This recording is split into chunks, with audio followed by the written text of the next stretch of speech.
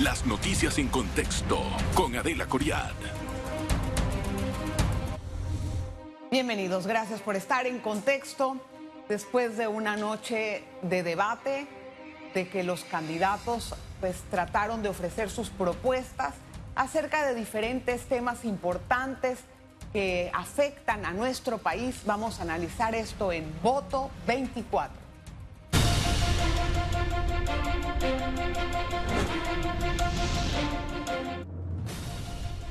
Y le decía que hubo algunos intentos de hacer propuestas en temas estructurales de nuestro país. Si bien se ha hablado bastante acerca de la mecánica y la estructura de los debates y el tiempo que se ofrece para cada uno de los candidatos a hacer sus propuestas, ¿qué ven los jóvenes de lo que hablaron? ¿Qué sienten si les llenaron o no las expectativas? Por ejemplo, en términos de empleo.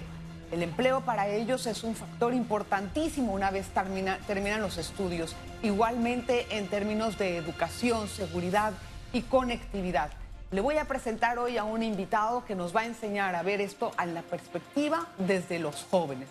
Y es Yair Velázquez, a quien recibo con muchísimo gusto hoy. Yair es de la organización, yo creo que ya todo el mundo lo conoce, pero igual lo presento, Jóvenes Unidos por la Educación.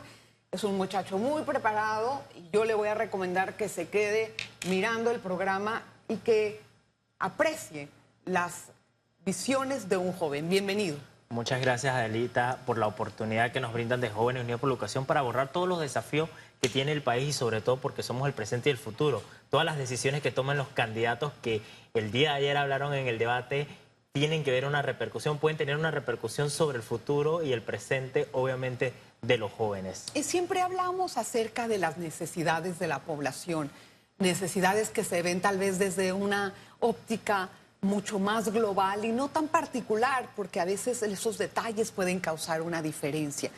En términos generales, ¿cómo evalúan tú en representación tal vez de un grupo de jóvenes, cómo evalúan el debate?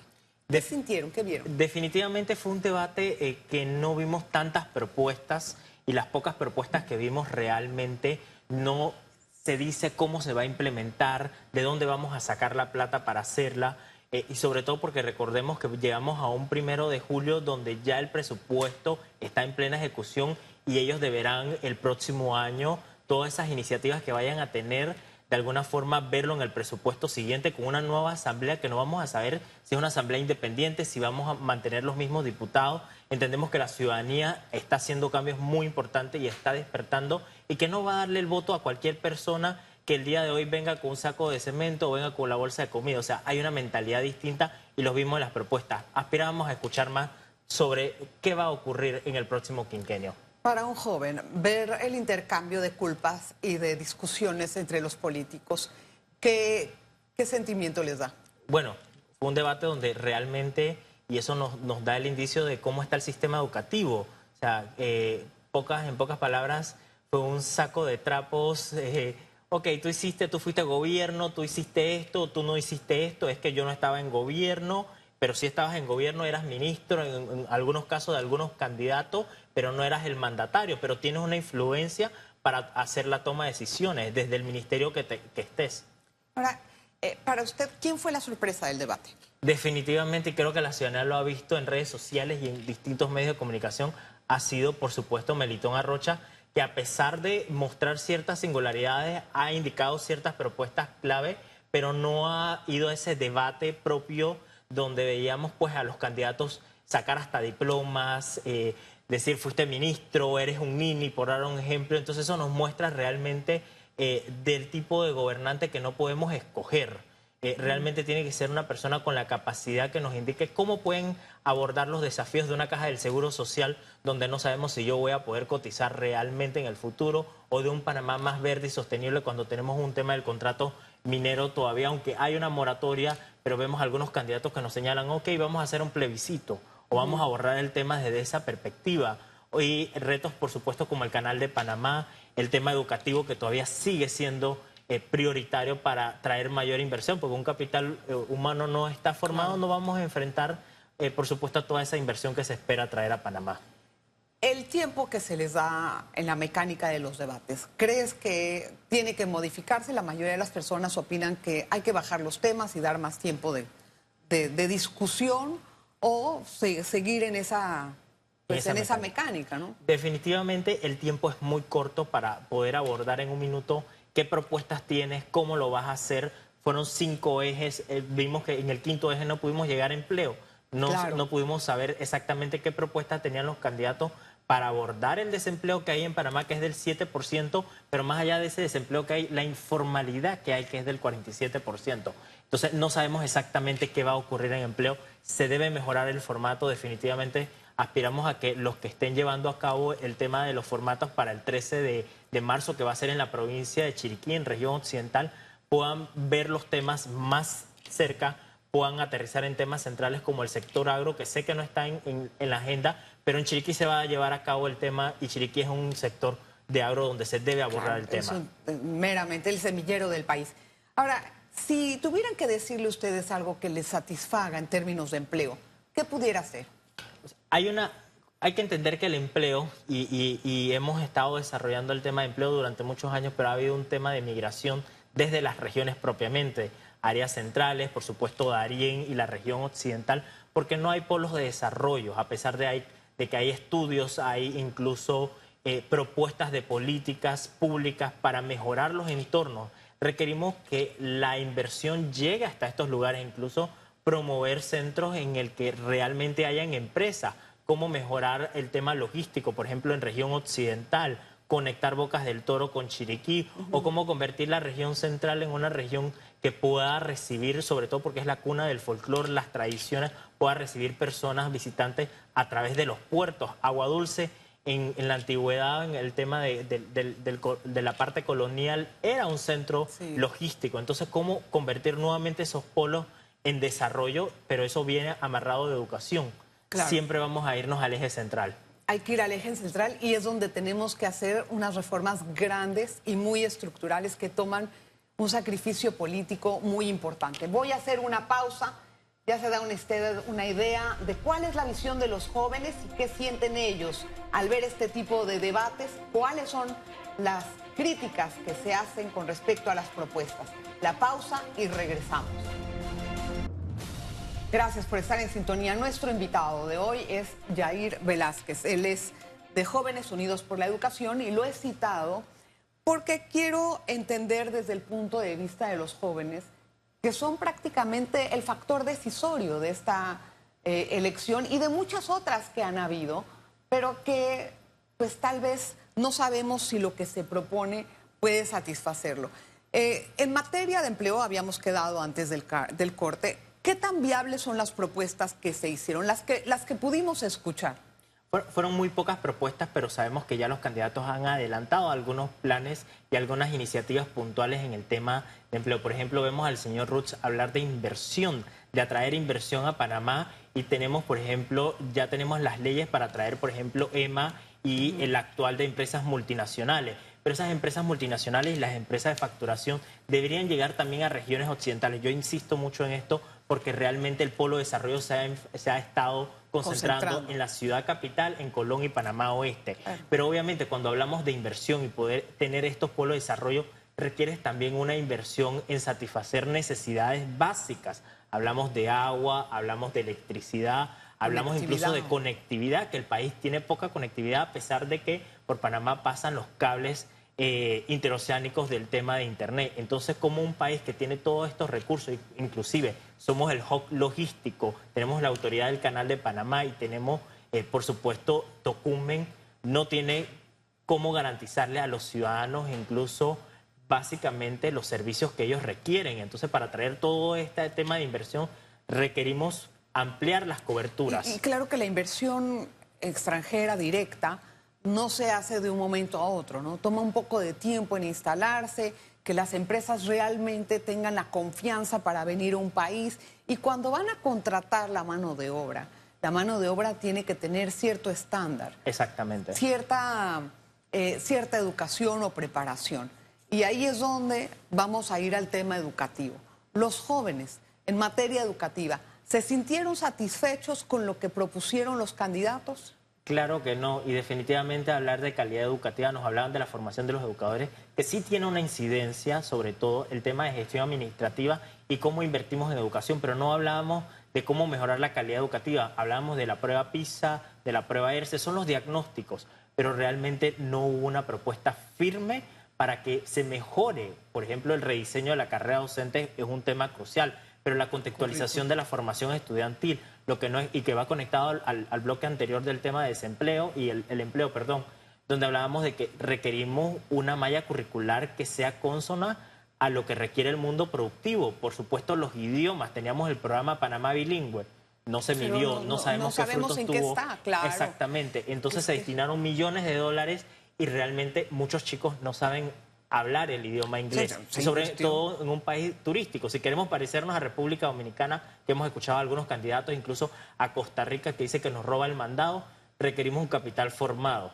Realmente ahí es donde vamos de una vez a la base central. Y claro, se enviaron a profesores a Inglaterra y a muchos países para ser capacitados en el idioma inglés, pero como dices tú, nunca se supo cuál es el resultado. Lo que no se mide no se sabe dónde está y no se saben cuáles son las correcciones. Y mucho de esto en educación interviene en los cambios de políticas de un gobierno a otro. Los jóvenes, en ese sentido, deberían de tener una visión a largo plazo de qué es lo que necesitan para no tener ese vaivén en cuanto a los currículums, a las huelgas de los docentes, a la insatisfacción de infraestructuras. En ese sentido, ¿hubo alguien que usted puede decir, mire, esta persona la veo bien enfocada? La persona más enfocada, y lo vemos del punto técnico que hizo la mención, fue el señor Rómulo Rutz. Mencionó el Compromiso Nacional por la Educación y, por supuesto, 24 para el 24. A pesar de que todos los candidatos se les fue presentado el documento, se les habló técnicamente en reuniones y se profundizó, a diferencia del señor Gaby Carrizo, y realizando metas que no tuvimos la oportunidad de reunirnos con ellos y tampoco asistieron al evento que tuvimos en el Tribunal Electoral. Con ellos sí no tuvimos el contacto de poder conversar acerca de las propuestas, pero todos los candidatos recibieron la hoja de ruta de Jóvenes Unidos por la Educación, una hoja de ruta que también tiene esa parte de 17 años que hemos llevado, 17 iniciativas que hay en educación desde 1995. Hablamos de 30 años de diálogo y realmente no hay un cambio estructural en el sistema. Ese documento que entregaron a los políticos, ¿ustedes realmente creen que puede ser algo que se va a implementar o es simplemente, bueno, está muy bien tu documento, está muy bien, pero a la mera hora no pasa nada? Lo vimos con 19 para el 19 cuando hicimos la evaluación. Ciertas políticas fueron implementadas, algunas se quedaron en la línea, pero ¿dónde nos quedamos en la línea? Nunca llegamos a hacer los pilotajes de ciertas propuestas de política pública. Puede ser por una voluntad política. La ministra puede tener toda la voluntad de cambiarla, pero si realmente el proceso administrativo del Ministerio de Educación no cambia, la modernización, por ejemplo, que nombremos personas altamente calificadas del ministerio, que saquemos la política del Ministerio de Educación. Ocurre en todos los ministerios. Si nos vamos a la parte del IDAN, si nos vamos a la Asamblea Nacional, realmente son todos los ministerios donde requerimos gente altamente capacitada y que pueda hacer las cosas bien y que haga el trabajo. Bien, hay instituciones meramente políticas que justifican eso, pero en otras, por ejemplo en la Asamblea bueno, está puro político ahí, pero no en otras, porque como en el Meduca, por ejemplo, ¿qué es lo que traba? ¿Por qué eso no sale? Además de la política en el ministerio, según la visión de ustedes, ¿por qué no surgen las cosas? ¿Por qué no se puede cumplir esa guía? Es un tema y técnicamente está anotado en las pruebas internacionales. Las pruebas PISA, las pruebas ERCE, incluso también tenemos referencia de la prueba Crecer y la prueba TERCE, que es de 2013, y si nos vamos a PISA 2009. O sea, hablamos de que hay un recorrido. Es un tema de gestión administrativa, es muy centralizada, las decisiones son tomadas en Cárdenas, los nombramientos incluso, a pesar de que hay juntas, todavía tiene que pasar un proceso de llegar hasta el Ministerio de Educación en Cárdenas. Entonces las decisiones no son tomadas en las regiones propias. Las regiones no pueden resolver los problemas. Deberían ser tomadas en las FESE es regiones. inequitativo incluso. Las decisiones deben ser tomadas desde las regiones hasta las propias escuelas. El problema que considero ocurre ahí es que cuando se tomarían en regiones, como que pierden el control de qué es lo que está pasando. Así es como lo observo. Y entonces eso puede volverse otro tipo de politiquería, tal vez a menor escala, pero sigue siendo el mismo problema. Si logramos la creación o el modelo eficaz y descentralizado, creando la unidad de descentralización, nombrando a la gente, porque solamente no vamos a nombrar gente de que solamente va a estar el Ministerio de Educación llevando a cabo este proceso, sino que la comunidad educativa debe empoderarse. Hablamos del padre de familia, hablamos de las universidades, hablamos de los estudiantes, por supuesto los empresarios. Es como vemos, por ejemplo, el Consejo Permanente Multisectorial para la Implementación del Compromiso. Ellos han señalado que han tratado de implementar, de darle seguimiento a la implementación de las políticas públicas, pero el Ministerio no da la información, y eso es muy importante, porque si no tenemos información, ¿cómo se van a tomar las decisiones? ¿Cuál sería el método para evaluar a los docentes, según ustedes? Definitivamente nosotros apostamos a la creación de la Agencia de Medición de la Calidad y Equidad de la Educación, no solamente que se mida al docente, sino hasta la propia ministra y la propio centro o la planta central. Los administrativos, los directores, los supervisores, las regionales y por supuesto también el área de currículum y las direcciones. ¿Qué hacer con las personas que no dan la talla? Realmente por eso es que nosotros hacemos énfasis. El sistema educativo, el MEDUCA debe ser altamente técnico, con profesionales al servicio del sistema y de la patria. Y sobre todo que no tengan matices políticos, porque al momento de tener matices políticos no logramos los cambios que requerimos. Y si no logramos los cambios que requerimos, realmente estamos camino a convertirnos en un país más desigual, donde vamos a tener que emigrar, como ha pasado en muchas ocasiones, que ya hay gente emigrando porque dice que no hay oportunidad en Panamá. Y eso no debe ocurrir. Quiero después de la pausa entender qué tan cómodo o qué tanto futuro ven ustedes en Panamá. Hablando de migración, que no solamente es una palabra o un sentimiento que les da a las personas de corta edad, sino a los que también tenemos algún tipo de, un poquito más de años, ¿no? Vamos a hacer la pausa y regresamos enseguida. Vamos a tratar de resumir algunos temas importantes como el de la Caja de Seguro Social. Nada más tengo una duda, los jóvenes, ¿cómo ven el discurso antisistema de Maribel Gordón? Es interesante porque es todo el polo opuesto. Realmente el tema de la Caja del Seguro Social es uno de los problemas centrales que venimos en diálogos. Hemos escuchado en las noticias, todos los días vemos a las señoras, a los señores y por supuesto, si yo voy a la Caja del Seguro Social, que tengo un buen ratito de no ir porque sabemos que no hay medicamentos, no hay atención buena y si nos vamos a la parte también de las pensiones, tampoco sabemos si vamos a tener pensiones o no. Entonces, realmente los organismos, lo mencionaba, ya han indicado que necesitamos métricas. Entonces, realmente también hay que ver el tema desde forma holística. Nosotros requerimos, IBMS debe ser hacia una parte, la salud o la parte de atención, lo que hace... Médica, claro. Ajá, exactamente. Tanto el MINSA como las policlínicas debe unirse, porque tenemos dos sistemas que no se hablan y que en muchas ocasiones... Bueno, tenemos el libro blanco...